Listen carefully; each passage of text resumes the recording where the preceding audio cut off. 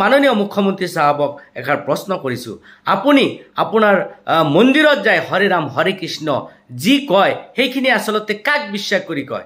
80 বছৰীয়া বৃদ্ধ মাতৃ এজনীয়ে ধান খেতিত বোকাৰ মাজত টক বগাই আছে আৰু সেইজনী মাতৃ যদি আপোনাৰ হলহেঁতেন, আপোনাৰ মাতৃক যদি কোনোবাই তেনেকৈ আজি ৰাতিৰ অন্ধকাৰত নি সেই ধান খেতিৰ বোকাৰ মাজত পেলাই থৈ আহিলেহেঁতেন, তেতিয়াহ'লে আপোনাৰ কেনেকুৱা উপলব্ধি হলহেঁতেন?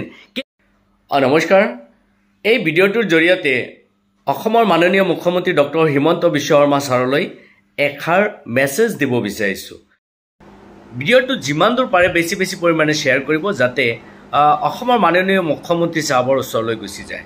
প্ৰথমতে মই ক'ব বিচাৰিছোঁ, মাননীয় মুখ্যমন্ত্ৰী ছাহাব, আপোনাৰ বয়স কিমান? আপুনি এবাৰ হিচাপ কৰিছেনে? নিশ্চয় আপোনাৰ হিচাপ কৰাৰ প্ৰয়োজন আছে যে আপোনাৰ বয়স কিমান, আপুনি কিমান দিন জীয়াই থাকিব। আপুনি এবাৰ কেলকুলেশ্যন কৰিছেনে? এবাৰ ইয়াতে ভাবিছেনে? আপুনি যদি হিচাপ কৰি চায় তেতিয়াহ'লে নিশ্চয় আপোনাৰ বয়স 60 বছৰৰ ওচৰা-ওচৰি হ'ব। আৰু আপুনি নিশ্চয় ভালকৈ জানে যে এজন মানুহৰ গড় আয়ু কিমান, অৰ্থাৎ 60 বছৰ 65 বছৰলৈকে এজন মানুহ জীয়াই থাকিব পাৰে। মানে আপোনাৰ অন্তিম সীমা প্ৰায় আহি গৈছে। এইটো প্ৰকৃতি নিয়ম, সকলোৱে এই পৃথিৱীৰ পৰা যাব লাগিব। আপুনি এইটো নাভাবিব যে মই পাৰ্মানেণ্ট, মই অমৰ, মই ইয়াৰ পৰা গুচি নাযাওঁ। আজি চাওক, পৃথিৱীত কিমান ৰথী মহাৰথী তেখেতসকলে আহিছে গৈছে, কিন্তু তেখেতসকলৰ স্মৃতিখিনি ৰৈ আছে। তেখেতসকলে মানুহৰ লগত কেনেকুৱা আচৰণ কৰিছে, সেই আচৰণখিনি আজি গোটেই বিশ্বত উপলব্ধ কৰি আছে। আমাৰ ইছলাম ধৰ্মত এষাৰ কথা আছে, যদি কোনোবা এজন ব্যক্তি ন্যায়পৰায়ণ শাসক হয়, তেতিয়াহ'লে সেইজন ব্যক্তি জান্নাতত যাব। ক্ষমতা কেতিয়াও মানুহৰ চিৰস্থায়ী নহয়, হয়তো আজি আছে কালি নাথাকিব পাৰে। কোনেও এই বিশ্বখন জয় কৰিব পৰা নাই। বহুতেই চেষ্টা কৰিছে, বহু ৰথী মহাৰথী এই পৃথিৱীৰ পৰা বিদায় লৈছে, কিন্তু কোনেও এই বিশ্বখন জয় কৰিব পৰা নাই। আজি মই মাননীয় মুখ্যমন্ত্ৰী সাহেবক এষাৰ প্ৰশ্ন কৰিছোঁ, আপুনি আপোনাৰ মন্দিৰত যায় হৰে ৰাম হৰে কৃষ্ণ যি কয় সেইখিনি আচলতে কাক বিশ্বাস কৰি কয়? সেইজন হৈছে সুপ্ৰিম পাৱাৰ, আৰু যি সুপ্ৰিম পাৱাৰৰ জৰিয়তে এই গোটেই বিশ্ব ব্ৰহ্মাণ্ডখন পৰিচালিত হৈ আছে, সেইখিনি ক্ষমতা আমাৰ আপোনাৰ নাই। আৰু যিখিনি ক্ষমতা সম্পূৰ্ণ সেই সৃষ্টিকৰ্তাৰ হাতত অটুট ৰাখিছে, সেইখিনি আপোনাৰ হাততো এৰি দিয়া নাই, আমাৰ হাততো এৰি দিয়া নাই। মাননীয় মুখ্যমন্ত্ৰী সাহেব, আপুনি বাংলাদেশীৰ নামত ভাল এটা পদক্ষেপ গ্ৰহণ কৰিছে, আমি সেইটোক চেলুট জনাইছোঁ।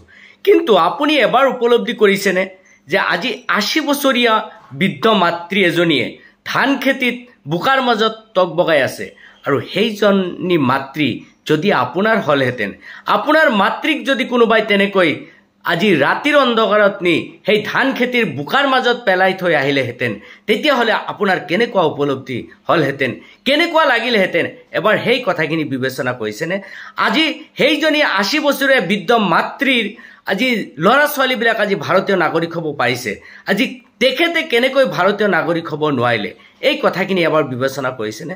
হয়তো আপুনি বিভিন্ন ৰাজনৈতিক স্বাৰ্থৰ কাৰণে আজি যিখিনি কাম কৰিছে, হয়তো চকুত আপুনি কলা কাপোৰ বান্ধি সেই কামখিনি কৰিছে, কিন্তু সেই কামখিনি কেতিয়াও মানৱতাৰ সীমাৰ ভিতৰত নাই। এই পৃথিৱীৰ পৰা বিদায় লোৱাৰ পিছতো আপোনাক মানুহে স্মৰণ কৰিব। আজি আমি অতি দুখিত যে আপুনি সাধাৰণ মানুহবিলাকৰ হাতত বন্দুক তুলি দিছে। আপুনি কি বন্দুক তুলি দি সাধাৰণ মানুহখিনিক সুপথে পৰিচালিত কৰিব পাৰিব জানো? আপুনি মৃত্যুৰ ভাবুকি দি মানুহৰ মাজত শান্তি আনিব পাৰিব জানো?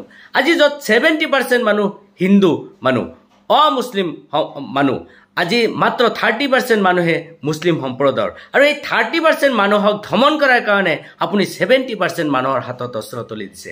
এয়া জানো আপোনাৰ সঠিক সিদ্ধান্ত? এয়া জানো আপোনাৰ ন্যায় বিচাৰ?